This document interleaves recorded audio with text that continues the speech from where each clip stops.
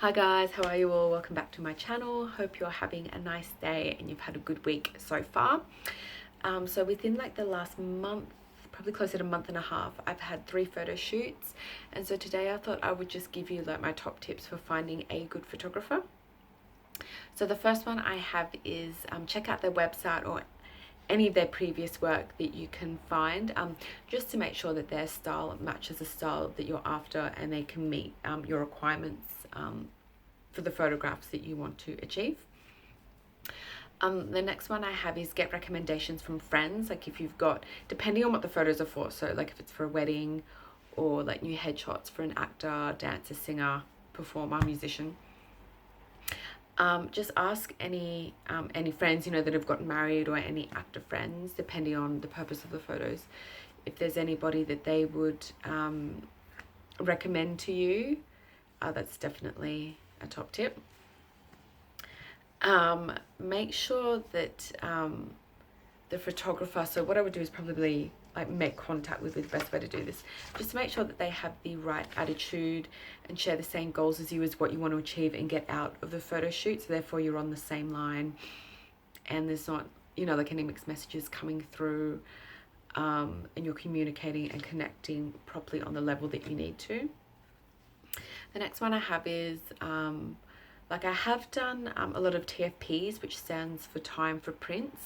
So basically, like if you're new to the industry, or not even necessarily new, some photographers, regardless of whether, I think a lot of the time they're new to the industry, but also they can be well-established photographers that are just willing to do free photos for models or actors or whoever.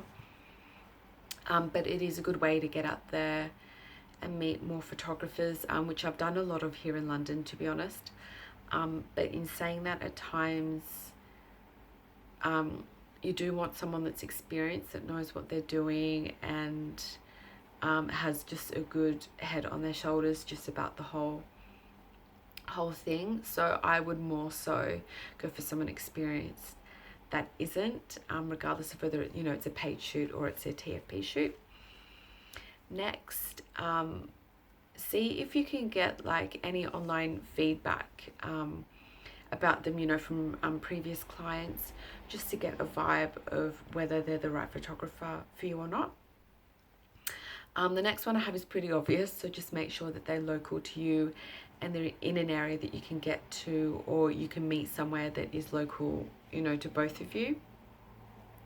And then the last one I have is make sure there's someone that inspires you and makes basically bring out your best side during the shoot. So recently I had specifically a headshot session. This photographer was amazing, really lovely.